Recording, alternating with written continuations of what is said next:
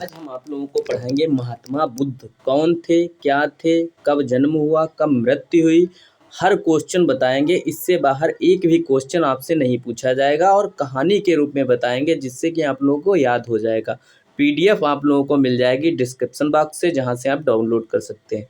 तो चलिए आज का सेशन शुरू करते हैं। ठीक है, पहले बात करते हैं कि बौद्ध धर्म, महात्मा बुद्ध कौन थे। ठीक है, महात्मा बुद्ध कौन थे। तो महात्मा बुद्ध जो थे उनके बचपन का नाम सिद्धार्थ था। ठीक है, आप लोगों को याद रखना है, सिद्धार्थ था। ठीक है, तो सिद्धार्थ जो थे वह शाक्य वंश से थे। ठीक है, इनका जब जन्म हुआ तो उसी के 7 दिन बाद इनकी माता की जो है मृत्यु हो गई। महात्मा बुद्ध की माता की मृत्यु हो गई। उसके बाद इनका जो लालन पालन है, इनकी माता तो मर गई, तो इनकी मौसी जी उन्होंने जो है इनके पिता से शादी कर ली। इनकी मौसी जी ने, जिनका नाम क्या था, जिनका नाम था प्रजापति। ठीक है, प्रजापति गौतमी। ठीक है, याद रखिए, आप लोगों को अभी पीडीएफ में दिखा भी देंगे, प्रजापति गौतमी। अब बात करते हैं इनके जन्म की। तो इनका जन्म जो है 563 ईस्वी पूर्व में लुम्बिनी में हुआ। ठीक है, लुम्बिनी में हुआ।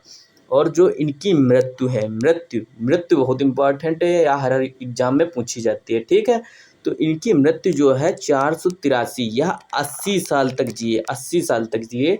तो इनकी मृत्यु जो है 483 ईस्वी पूर्व में कुशीनगर में हो गई। ठीक है, इससे जुड़े और क्वेश्चन आपको बताया दे रहे हैं। ठीक, कुशीनगर में इनकी मृत्यु हो गई। तो इनका जो लास्ट उपदेश था, अंतिम उपदेश जो था, वह भी कुशीनगर में हुआ होगा। और जो बौद्ध धर्म के लोग थे, वह सारे वर्षा जब ऋतु आती थी तो वह लोग जो है ठहर जाते थे। तो लास्ट जो इनका वर्षागार था, तो वह इनका कुशीनगर में हुआ। ठीक है, और अगली बात करते हैं, तो इन्होंने सबसे ज़्यादा उपदेश कहाँ दिए। तो इन्होंने जो है सबसे ज़्यादा उपदेश जो है श्रावस्ती में दिए। ठीक है, श्रावस्ती में जो है इन्होंने उपदेश दिए सबसे ज़्यादा। तो चलिए बताते हैं आपको। इनके बचपन का नाम सबसे पहले शुरू करते हैं। इनके बचपन का नाम सिद्धार्थ था। ठीक है, और इनकी पत्नी जो थी, इनकी पत्नी यशोधरा, इनकी पत्नी थी यशोधरा। ठीक है, यशोधरा, इनकी पत्नी का नाम था यशोधरा। ठीक है, और इनका एक पुत्र हुआ। इनकी शादी जो है 16 साल की उम्र में, 16 वर्ष की उम्र में जो है इनकी शादी कर दी गई। ठीक, यशोधरा से। फिर इनका जो है शादी के 12 साल बाद एक जो पुत्र है, ये 12 साल बाद एक पुत्र हुआ। ठीक है, एक पुत्र हुआ जिसका नाम इन्होंने ही रखा राहुल मतलब जो होता है राहु, यानी कि एक बंधन आ गया, एक प्रकार से इनके ऊपर एक बंधन आ गया, इन्होंने बताया। ठीक है, और शादी के 1 साल बाद ही यह जो है घर छोड़ के चले गए। ठीक है, तो घर छोड़ के क्यों गए, तो वो आप लोगों को बताते हैं। इसके 2 कारण बताए जाते हैं। पहला, ये महल में सोच रहे थे और सोचते सोचते ही यह घर से निकल गए। ठीक है, दूसरा फैक्ट बताया जाता है कि ये जो थे किसी चीज़ का उद्घाटन मान लीजिए करने गए थे। ठीक है, तो इनके लिए रथ सजाया गया और ये जब पूरे अपने राज्य में भ्रमण कर रहे थे, तो इनको जो है एक वृद्ध आदमी दिखा, बूढ़ा आदमी दिखा। ठीक है, तो इन्होंने अपना इनका जो सारथी था, रथ चलाने वाला, उससे इन्होंने पूछा कि भाई ये आदमी झुक के क्यों चल रहा है। तो उसने बताया कि यह एक अवस्था है, यह एक बूढ़ा आदमी है जो चल रहा है, तो यह एक अवस्था है जो आती ही है। फिर दूसरे पॉइंट पे मिला इनको एक बीमार व्यक्ति। ठीक, तो इन्होंने पूछा कि यह आदमी ऐसे पड़ा क्यों है, तो सारथी ने बताया कि यह आदमी जो है बीमार है। ठीक है, अगला पॉइंट, तीसरा पॉइंट जो इन्होंने देखा दृश्य, कि एक आदमी को, मृत व्यक्ति था, उसे जो है कुछ लोग लिए जा रहे थे। ठीक, तो कुछ लोग लिए जा रहे थे, तब इन्होंने पूछा कि यह ऐसे क्यों जा रहा है, तो सारथी ने बताया कि यह व्यक्ति मर चुका है तो जा रहा है। फिर इन्होंने जो चौथे नंबर पे देखा कि एक जो है साधु जो थे बहुत, मतलब साधु जी जो थे वह एक वृक्ष के नीचे बैठे आराम से तप कर रहे थे और मुस्कुरा रहे थे। तो उन्होंने पूछा कि इस साधु को क्या है कि जो ये मुस्कुरा रहा है और आराम से, इसे किसी भी बात की चिंता नहीं है। तो उन्होंने कहा, जो सारथी ने कहा कि यह एक साधु हैं और जो कि तप कर रहे हैं, किसी ज्ञान की प्राप्ति करने के लिए यहाँ बैठे हैं। तभी से उनके दिमाग में आ गया और उन्होंने वहीं से जो अपने वस्त्र निकाल दिए और चुटिया काट दी और उसके बाद से सारथी को दे दिया, कहा घर दे देना जा कर के, और वहीं से निकल गए। ठीक है, तो उसके बाद से निकल गए और उसके बाद जो है यह निकल गए। फिर इन्होंने जो है कुछ दिनों तक तपस्या की। तो इनको जो है 6 वर्ष बाद, यानी कि 28 वर्ष बाद शादी का लड़का हुआ, उसके बाद 1 साल बाद निकल गए, उसके बाद 6 साल बाद जो है इन्हें ज्ञान की प्राप्ति हो गई, यानी कि 35 वर्ष की उम्र में इनको जो है ज्ञान की प्राप्ति हो गई। और ज्ञान की प्राप्ति कहाँ हुई इनको, तो जो है इनको ज्ञान की प्राप्ति जो हुई है उर्वेला में, जो है पीपल के वृक्ष के नीचे, निरंजन घाट में पीपल के वृक्ष के नीचे इनको जो है ज्ञान की प्राप्ति हुई। ठीक है, उसके बाद बात करते हैं इनका जो पहला उपदेश इन्होंने कहाँ दिया, सारनाथ में इन्होंने अपना पहला उपदेश दिया। तो यह तो हो गई इनकी स्टोरी। ठीक है, अब चलिए स्टार्टिंग से पढ़ते हैं। ठीक है, तो बौद्ध धर्म के संस्थापक गौतम बुद्ध, इनके बचपन का नाम सिद्धार्थ। ठीक है, अन्य नाम आप याद रख सकते हैं, शाक्य जात से थे, शाक्य वंश से थे, तो इनको शाक्य मुनि, शाक्य सिंह और द लाइट ऑफ एशिया के नाम से भी जाना जाता है। यह इंपॉर्टेंट क्वेश्चन है, द लाइट ऑफ एशिया। इनका जन्म जो है 563 ईस्वी पूर्व लुम्बिनी में हुआ और जो इनकी मृत्यु है 483 ईस्वी पूर्व में कुशीनगर में हुई। कुशीनगर में जब ईस्वी पूर्व होता है तो उसमें जो है वर्ष घटते हैं, तो 563 से 483 है कि ये जो है 80 साल तक जिए। ठीक है, उसके बाद इनकी माता जो थी महामाया, जो कि आपको बता चुके, जो कि इनकी जन्म के 7 दिन बाद मृत्यु हो गई थी उनकी। ठीक है, जो कि कोलीय गणराज्य से थी। ठीक है, आगे बढ़ते हैं सिद्धार्थ के जन्म के साथ में। और इनका जो लालन पोषण था प्रजापति गौतमी, जिन्होंने इनके पिताजी से शादी कर ली थी। ठीक, और पत्नी यशोधरा आपको बता चुके हैं, ये भी बता चुके हैं। 16 वर्ष 12 वर्ष बाद इनका पुत्र हुआ।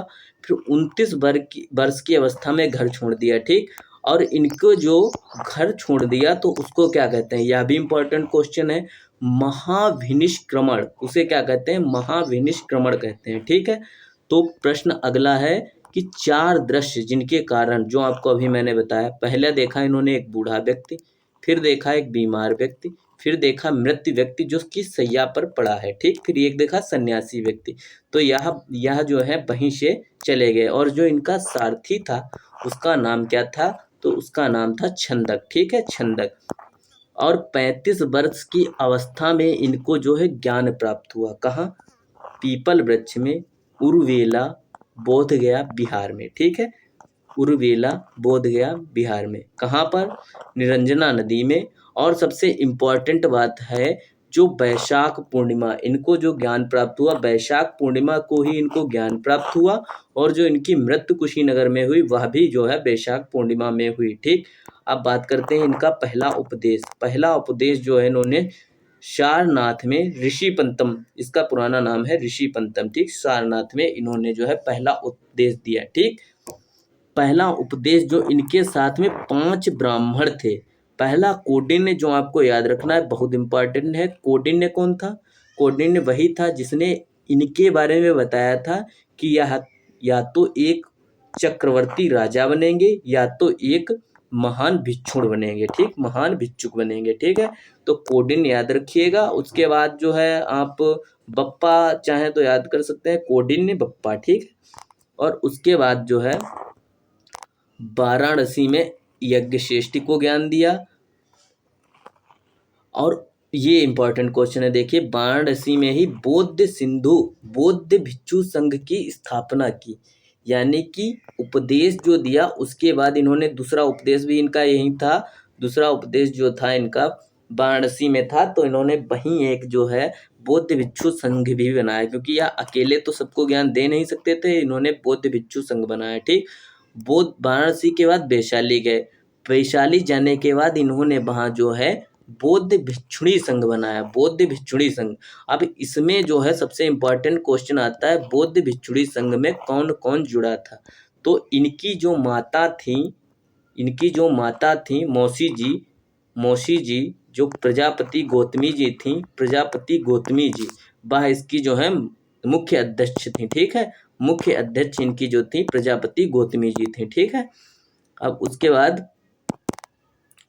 देखिए, और यहाँ पास इम्पॉर्टेंट पॉइंट एक है कि गौतमी जी, प्रजापति गौतमी जी जो थी वो तो थी ही, एक आम्रपाली थी। आम्रपाली वह स्त्री थी जो कि एक वेश्या थी। ठीक है, वेश्या थी जो कि इनके महात्मा बुद्ध के एक शिष्य को रिझाने में लगी थी, परंतु वह इसमें असफल रही। फिर उसने हार के जो है बौद्ध भिक्षुणी संघ को अपना लिया। ठीक है, इस संघ में सबसे पहले प्रजापति गौतमी, फिर आम्रपाली जुड़ी। ठीक है, तो सबसे अधिक उपदेश जो इन्होंने दिए हैं बता दिया आपको हमने, था श्रावस्ती में इन्होंने जो है सबसे अधिक उपदेश दिए। ठीक, इन्होंने अंतिम उपदेश जो है कुशीनगर में दिया, यह भी आपको बता दिया। और अंतिम उपदेश जो था सुभद्र को दिया, सुभद्र जो कि बाहर रो रहा था और यह कह रहा था कि प्रभु जब आप नहीं रहेंगे तो हम लोग कैसे जो है आगे बढ़ेंगे। तो महात्मा बुद्ध ने उपदेश दिया था कि जब मैं नहीं रहूँगा तो तुमको जो है अपना प्रकाश स्वयं बनना है। ठीक, अपना प्रकाश स्वयं बनना है। ठीक है, और सबसे इम्पॉर्टेंट है, इन्होंने जो अपने उपदेश दिए वह किस भाषा में दिए। तो इन्होंने जो है अपने उपदेश सारे के सारे पाली भाषा में दिए। ठीक, पाली भाषा में दिए। और जो जैन धर्म था उन्होंने अपने सारे उपदेश प्राकृत भाषा में दिए। ठीक है, अब जहाँ सबसे ज़्यादा जो है यह उपदेश देंगे वहीं तो सबसे ज़्यादा वर्षावास बिताएंगे, तो सबसे ज़्यादा वर्षावास जो इन्होंने श्रावस्ती में बिताया। ठीक, अंतिम वर्षावास आपको बता चुके हैं कुशीनगर में। ठीक, इनकी शिक्षाओं पर ध्यान देते हैं, शिक्षाएं इनकी बहुत इंपॉर्टेंट हैं। पहला, दुख। मान लीजिए हमें कोई दुख है, तो दुख जब होगा तो उसका कारण भी होगा। ठीक, जब दुख का कारण होगा तो उसका निराकरण भी यानी कि निवारण भी होगा। यदि हमें कोई दुख है तो उसका निवारण भी होगा। ठीक है, और जब दुख का निवारण कैसे होता है यह बताया है कि आप अष्टांगिक मार्ग अपना करके जो है अपने सारे दुखों को दूर कर सकते हैं। तो कौन कौन से इन्होंने अष्टांगिक मार्ग दिया, चलिए आप लोगों को एक एक करके बताते हैं। पहला दिया इन्होंने कि हमें जो है सम्यक दृष्टि रखनी चाहिए। जैसे कि मान लीजिए हमने ये जो चार आपको आर्य सत्य या चार उपदेश जो बताए हैं, आपको इनमें विश्वास तो होना चाहिए, विश्वास होना चाहिए ना, उसके बाद ही तो आप रख सकते हैं। मान लीजिए आप सुखी हैं तो क्यों रखेंगे अष्टांगिक मार्ग पे, क्यों चलेंगे। आपको सुखी ही रहना तभी तो आप अष्टांगिक मार्ग पे चलेंगे। दूसरा है आपका सम्यक संकल्प, यानी कि सम्यक मतलब होता है सही, और संकल्प मतलब होता है कि एक दृढ़ निश्चय रखना आपको। ठीक, कि मान लीजिए हमने ये चारों के चारों हमें सुख की प्राप्ति करनी है तो हमें एक दृढ़ संकल्प करना है कि हमें ये नहीं करना है, ये नहीं करना है।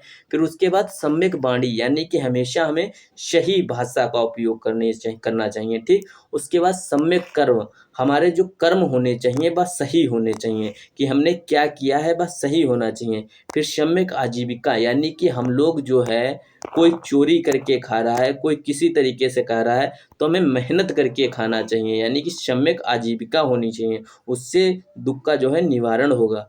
फिर सम्यक व्यायाम, यानी कि जो हमें है दैनिक कार्य जो है वो करने चाहिए। ठीक, उसके बाद सम्यक स्मृति, यानी कि स्मृति मतलब यहाँ पास वो नहीं है कि आपकी आदत तेज होनी चाहिए, सम्यक स्मृति मतलब होता है। और उसके बाद सम्यक समाधि, यानी कि जब आप मृत्यु को प्राप्त करें, जब आप मृत्यु की प्राप्ति में हो तो आप लोगों को मतलब बिलखना नहीं है, रोना नहीं है, आराम से जो सत्य है वो सत्य है, यानी कि एक ना एक दिन मरना तो है ही, तो सम्यक समाधि होनी चाहिए। ठीक है, अब प्रतीक चिन्हों पे आते हैं। इनके प्रतीक चिन्ह जो है वेरी इंपॉर्टेंट हैं, आप लोग एक बार और देख लीजिए इनको। यानी कि सम्यक दृष्टि अष्टांगिक मार्ग दिए।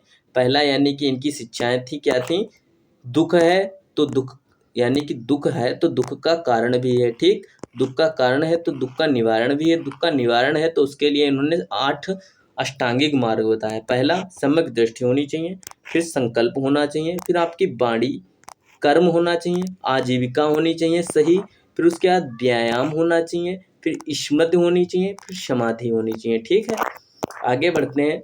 जो इनके प्रतीक चिन्ह थे, प्रतीक चिन्ह यानी कि जन्म, जन्म में इनका जन्म का प्रतीक चिन्ह है कमल तथा सांड। ठीक है, गृह त्याग, इन्होंने जब घर त्यागा तो उसका प्रतीक चिन्ह था घोड़ा।